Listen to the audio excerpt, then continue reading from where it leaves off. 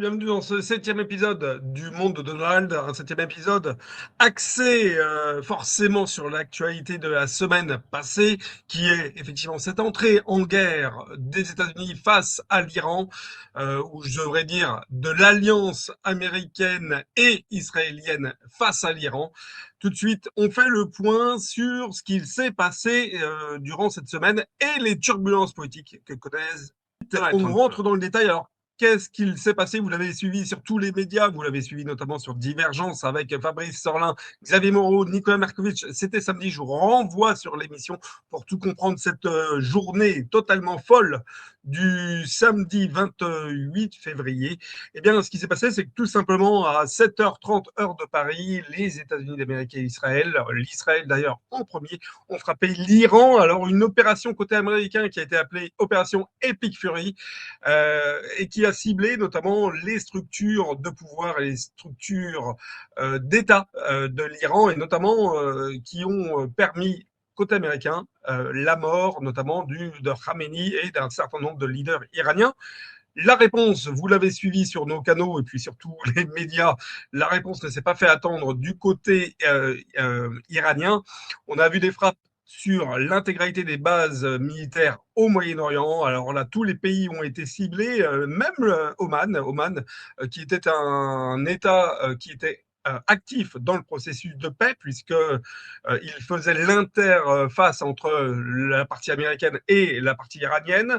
Même Oman a été touché. Alors Bahreïn a été touché, Abu Dhabi, Dubaï, vous avez vu, les images sont affolantes. Le Koweït également a été touché.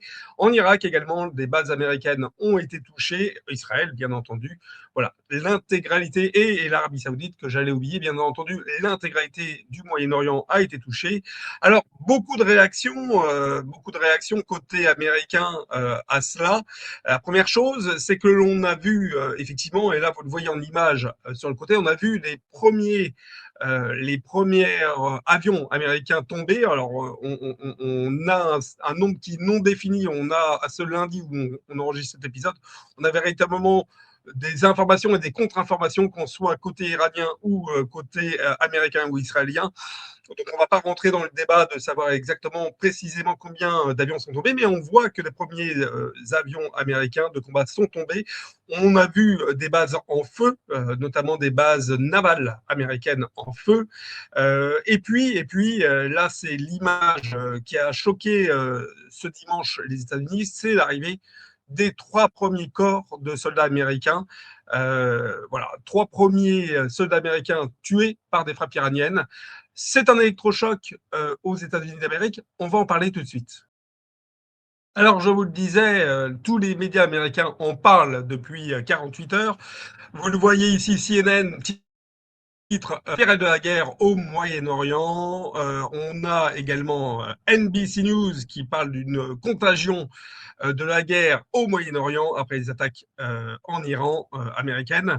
On a également Fox News qui fait tous ces titres sur le conflit en Iran, alors même qu'il a été perpétré sur le sol américain ce dimanche et qu'il y aurait quand même un certain nombre de morts, puisqu'on parle de plus de 10 morts.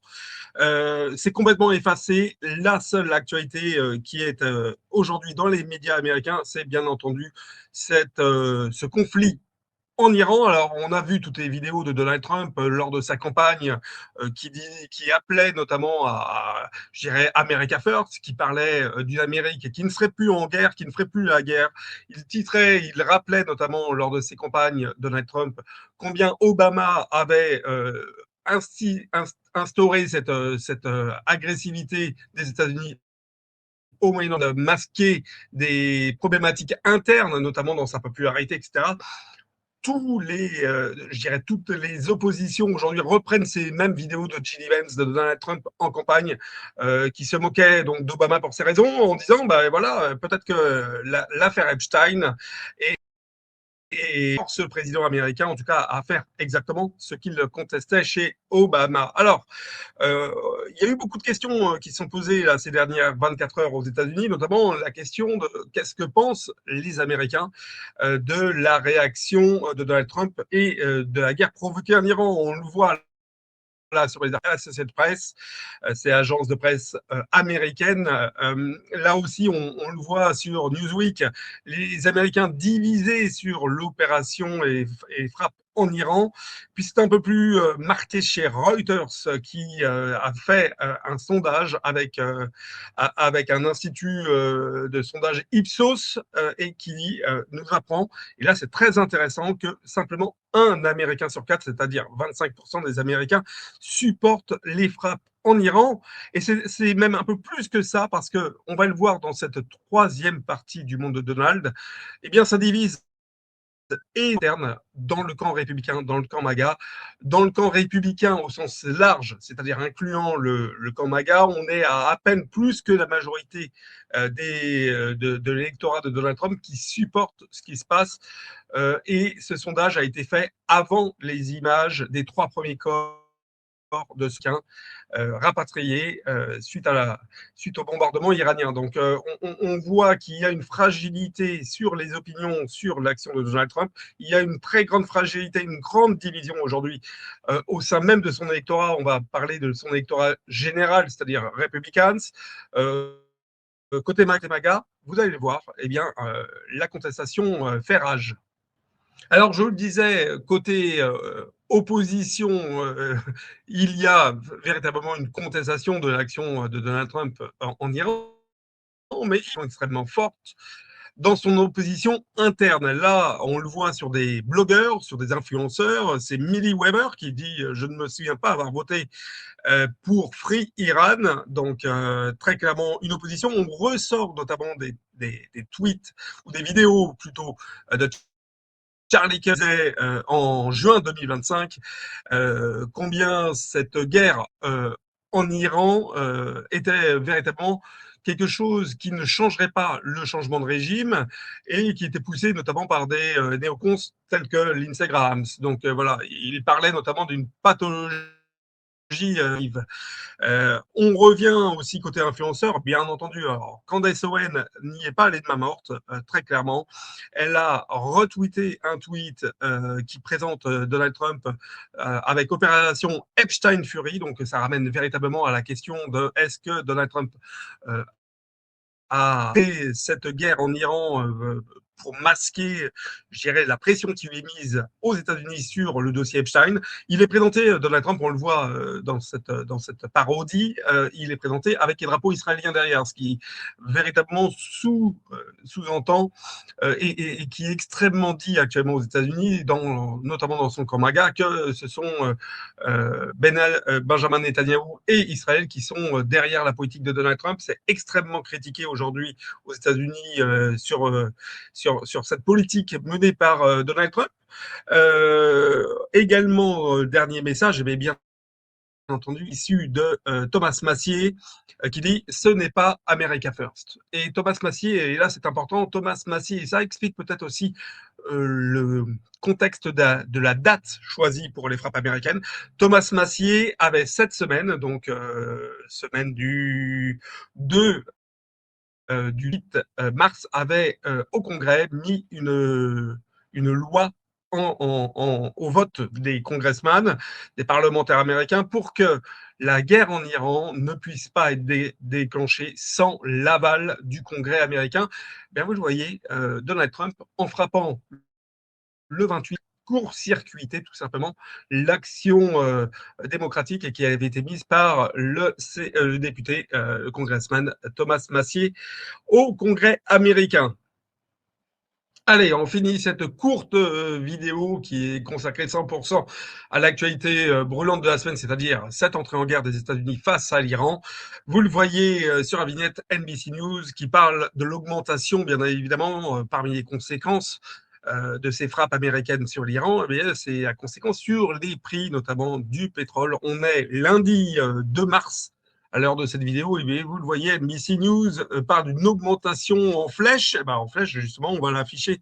On va l'afficher à l'écran. Vous le voyez. Il y a ici, en bout de graphique, il y a ce pic qui monte, qui monte, qui monte, qui monte. Alors, 71,379.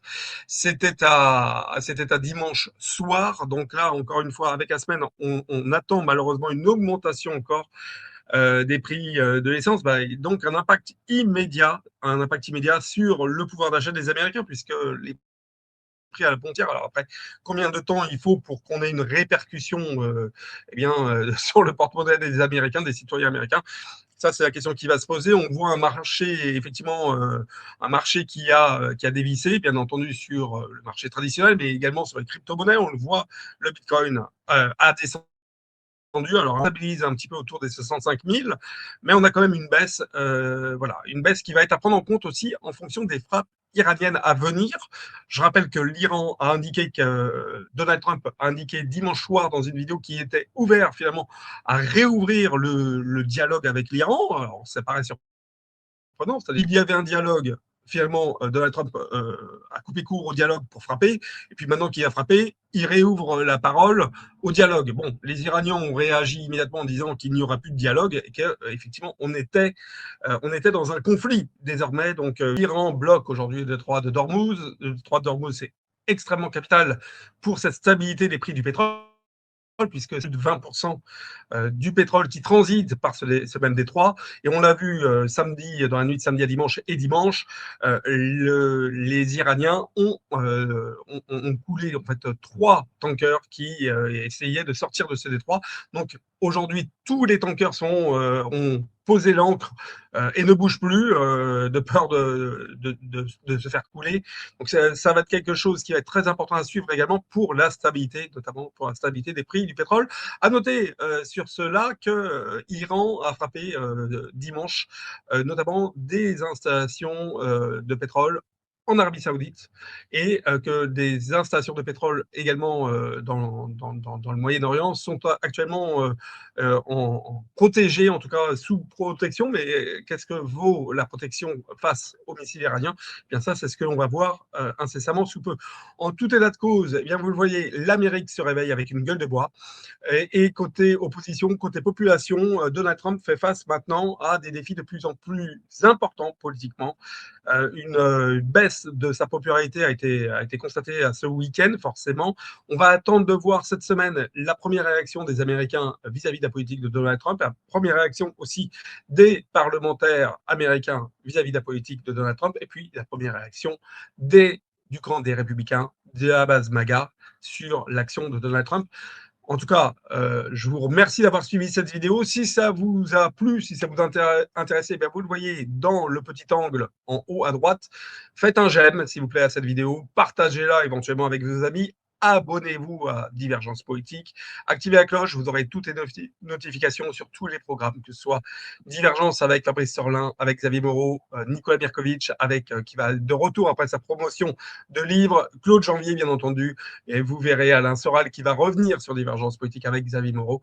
Voilà, plein de programmes à suivre sur notre chaîne, donc n'hésitez pas à activer la cloche et puis partagez les vidéos avec vos amis. Et je vous souhaite en tout état de cause une très bonne semaine sur Divergence Politique.